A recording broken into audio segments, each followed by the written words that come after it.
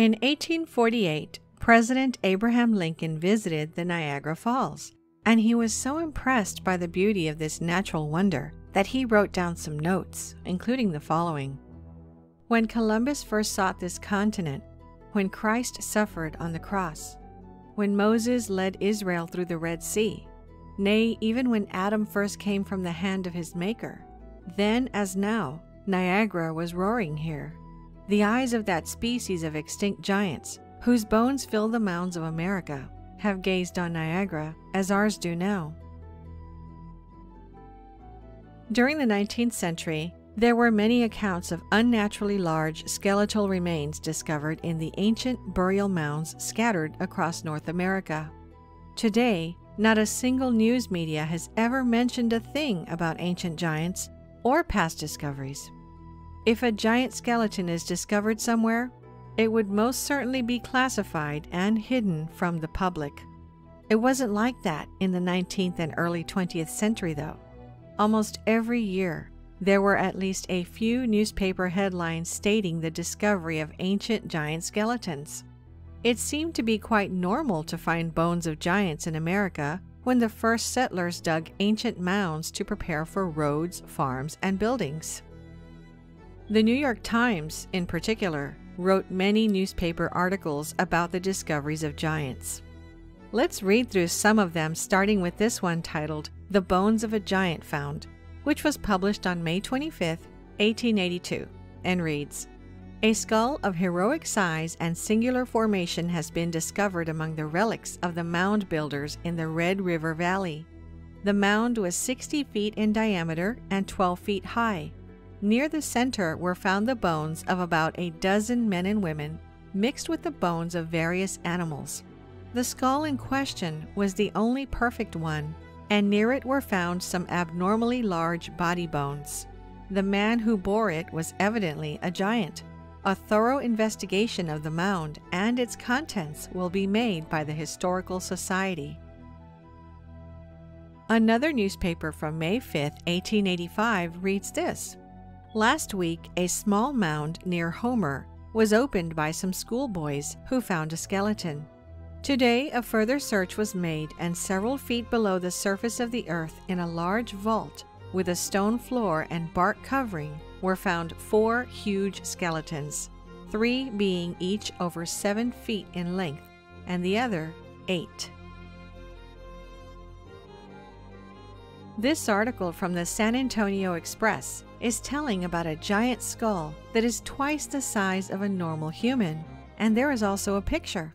The article reads, "Beach giant skull unearthed by WPA workers near Victoria, believed to be largest ever found in the world. Normal head also found."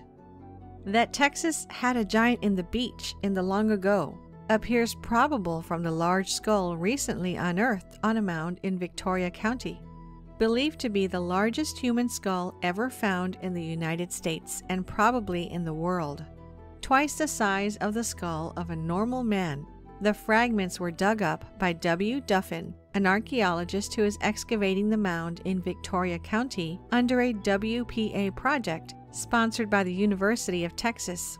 In the same mound and at the same level, a normal-sized skull was found. The pieces taken from the mound were reconstructed in the WPA laboratory under the supervision of physical anthropologists. A study is being made to determine whether the huge skull was that of a man belonging to a tribe of extraordinary large men, or whether the skull was that of an abnormal member of a tribe, a case of gigantism. Several large human bones have been unearthed at this site. Another article from the New York Times, written in 1897, reads, "One of the 3 recently discovered mounds in this town has been opened. In it was found the skeleton of a man of gigantic size. The bones measured from head to foot over 9 feet and were in a fair state of preservation. The skull was as large as a half-bushel measure. Some finely tempered rods of copper and other relics were lying near the bones. The mound from which these relics were taken is 10 feet high and 30 feet long, and varies from 6 to 8 feet in width. The 2 mounds of lesser size will be excavated soon.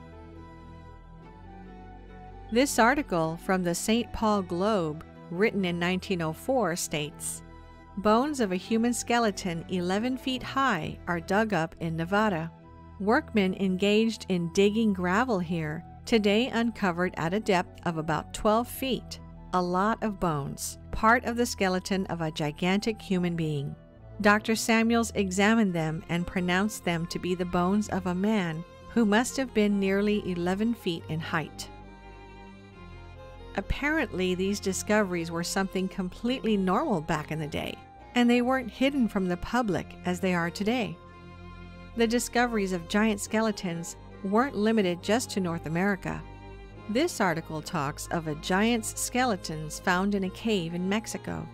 The article reads, "Charles C. Klepp, who has recently returned from Mexico, where he has been in charge of Thomas W. Lawson's mining interest, has called the attention of Professor Agassiz to a remarkable discovery made by him.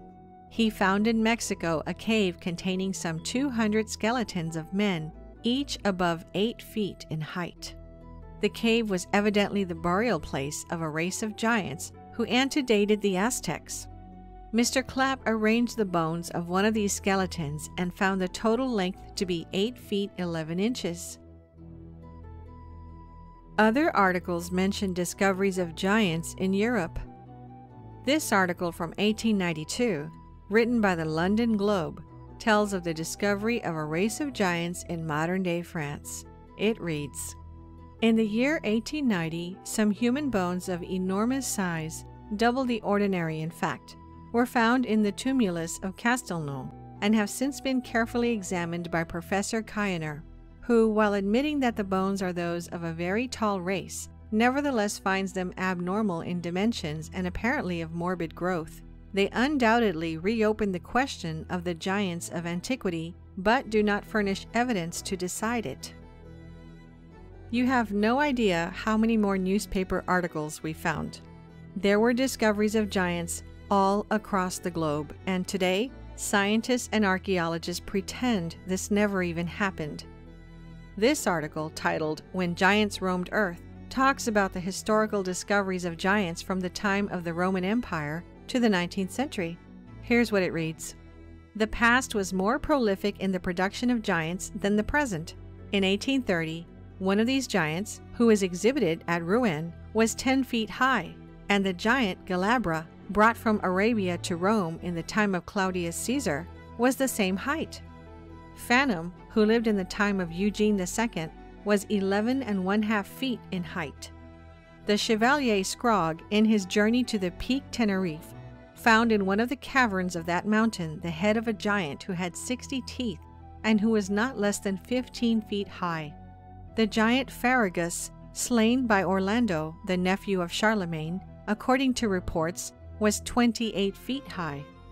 In 1814, near Saint Gernat, was found the tomb of the giant Isolent, who was not less than 30 feet high. In 1590, near Rouen, was found a skeleton whose head held a bushel of corn, and which was 19 feet in height. The giant Bacchart was 22 feet high. In 1623, near the castle in Dauphine, a tomb was found 30 feet long, 16 feet wide, and 8 feet high, on which were cut in gray stone the words Kentolicus Rex. The skeleton was found entire and measured 25 1/4 feet high, 10 feet across the shoulders, and 5 feet from breastbone to the back. But France is not the only country where giant skeletons have been unearthed. Near Palermo, Sicily, in 1516, was found the skeleton of a giant 30 feet high. Near Magrino, on the same island, in 1816, was found the skeleton of a giant of 30 feet, whose head was the size of a hog's head, and each tooth weighed 5 ounces.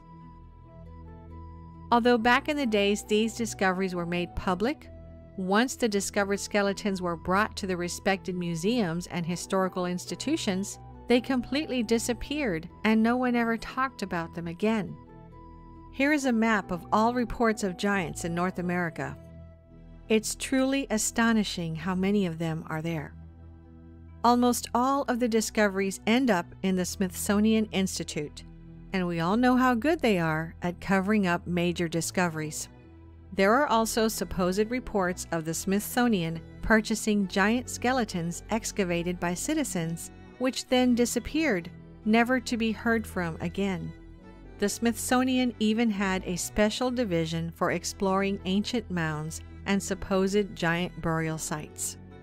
One famous discovery of a giant which was also covered up by the Smithsonian is the San Diego giant from 1895, which was an 8-foot 4-inch tall mummified giant. There was even a picture of the giant mummy, which was shown in many newspapers. The mummy was inspected by many scientists. After his inspection, the San Diego giant was purchased by the Smithsonian. 13 years later, in 1908, when the mummy was being exhibited, the Smithsonian ran some tests and suddenly dismissed it as a hoax, saying it was made from gelatin. The fact that it took that long, and after spending so much money to acquire it, plus the fact that it was carefully inspected by experts 13 years earlier, does suggest there may be more to this story than meets the eye. Is it just a coincidence that absolutely every culture and religion tells stories of ancient giants who roamed the earth? The Sumerian civilization, which was said to have begun in approximately 6000 BC, tells of a race of giants which ruled over the Sumerians, and there are many depictions of them. Sumerian records speak of a giant king by the name of Gilgamesh, who ruled for 126 years.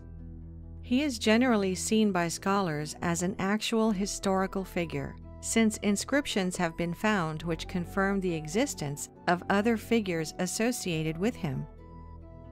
In ancient Egypt, there are hundreds of depictions of giants, and the Egyptian records describe the old pharaoh dynasties to be a race of tall giants, and hundreds of giant sarcophaguses were also found. But the mummies there had been long looted.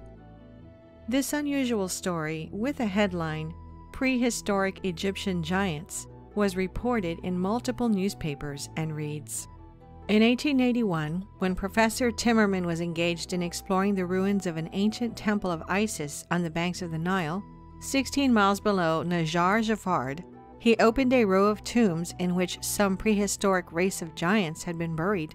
The smallest skeleton out of some 60-odd, which were examined during the time Timmerman was excavating at Najar Jafard, measured 7 feet and 8 inches in length, and the largest 11 feet 1 inch.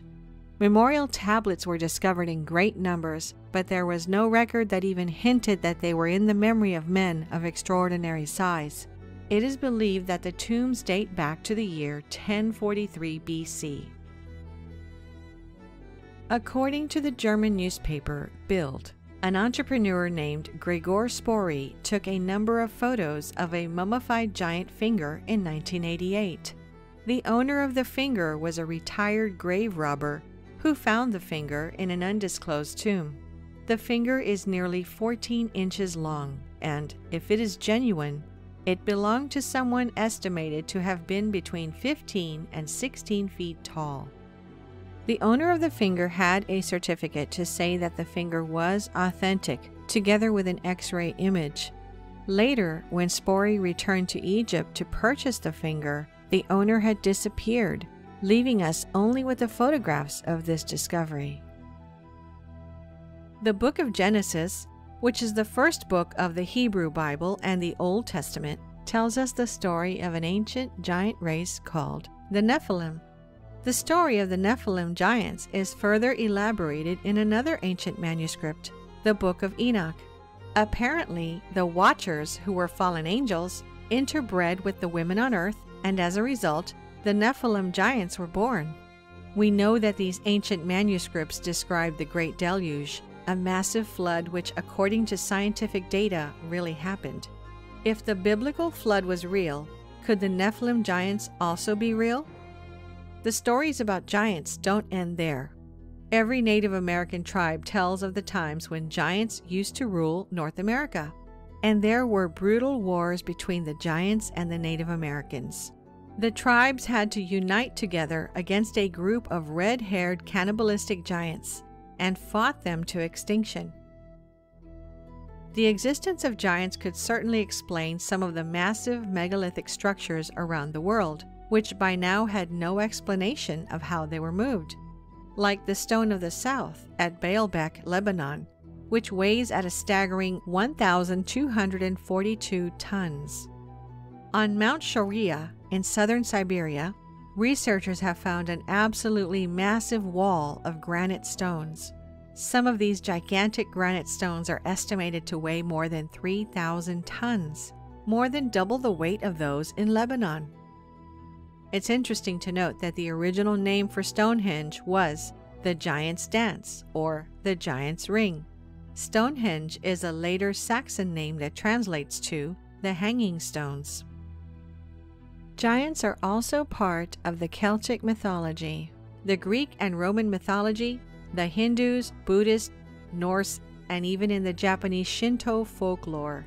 In fact, there's an amazing video from an old military parade in Imperial Japan in which the Japanese proudly show this huge giant and parade him alongside the imperial soldiers.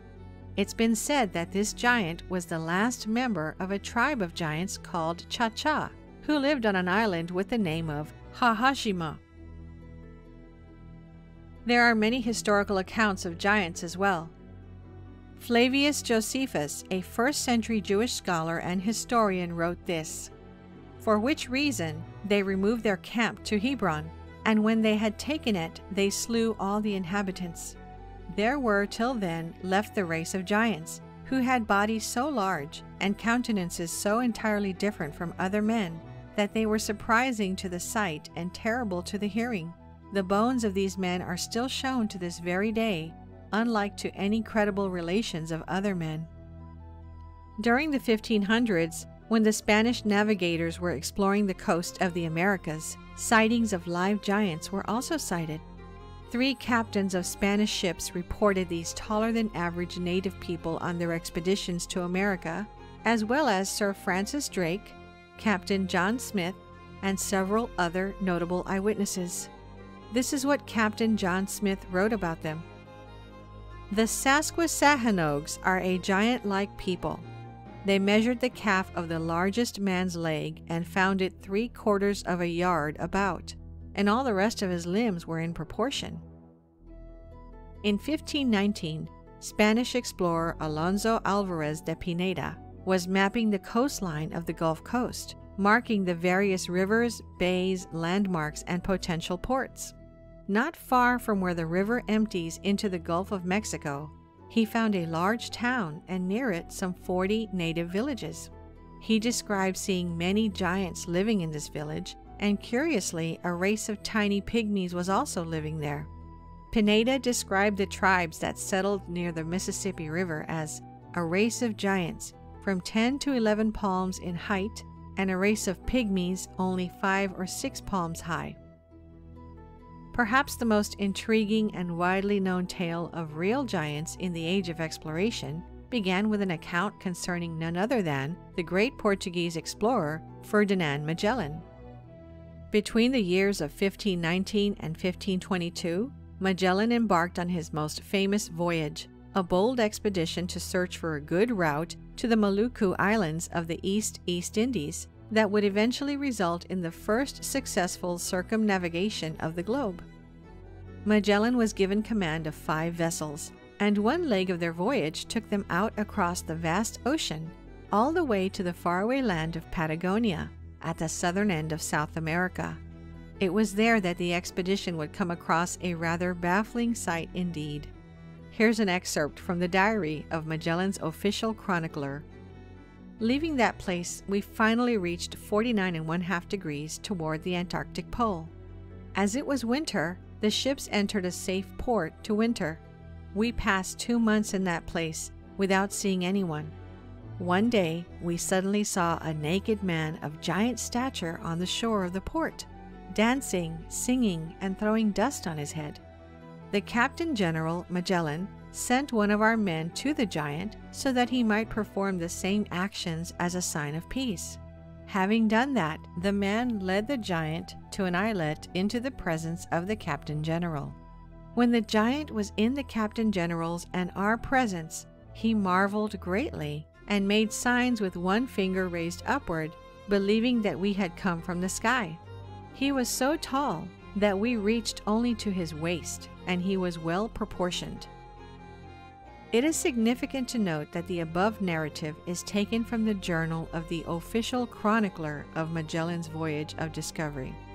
That is the one person above all others who is tasked with recording and keeping the most accurate records of events and activities, whether exotic or mundane.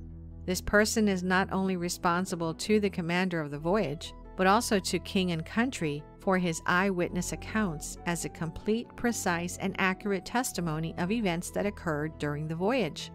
Based on his position and responsibilities alone, his first-hand eyewitness testimony of encounters with giants must be taken as factual information by an unimpeachable witness. To do otherwise is to trivialize the importance of the chronicler's fundamental accountability. Years later, in 1539, there was also the account of Hernando de Soto, another explorer, who came face to face with numerous giants during his adventures through the southeast portion of what is now the United States. De Soto had set out from Tampa Bay, Florida, with a contingent of hundreds of men, and during their trek, they allegedly frequently came across tribes of natives ruled by giants. One of these was a Chief Tuscaloosa, who was encountered in western Alabama and said to be a hulking giant of a man who towered over all others.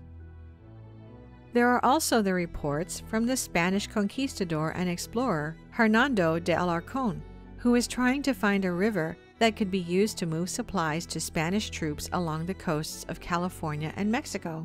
Alarcón would eventually make his way up the Colorado River all the way up to the Grand Canyon, and during this journey, he and his men purportedly came across a tribe of around 200 giant warriors standing up to 10 feet tall.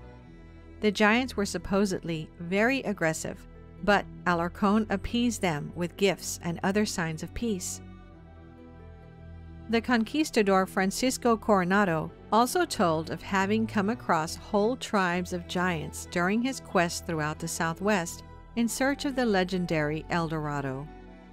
In some cases, there was physical evidence of these giants found, as was supposedly the case with the conquistador Bernal Diaz del Castillo, who served under Hernán Cortés during the Spanish conquest of Mexico.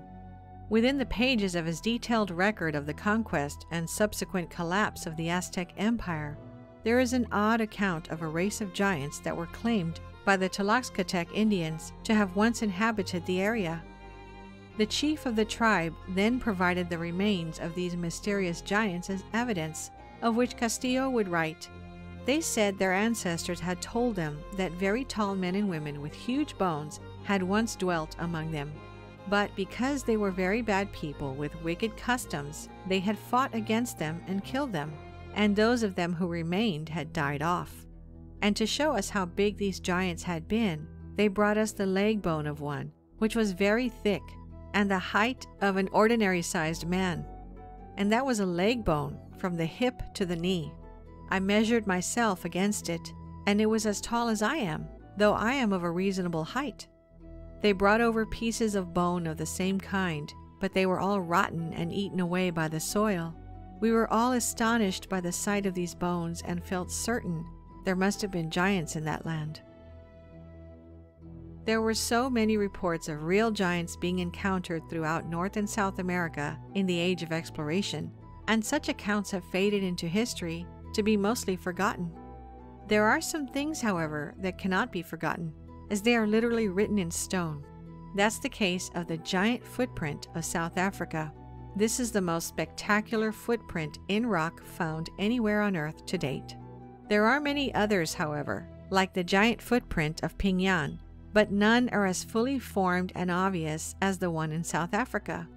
Discovered in 1931 by a farmer called Stoffel Ketzi while hunting, It has remained one of the most controversial sites in archaeology and geological research.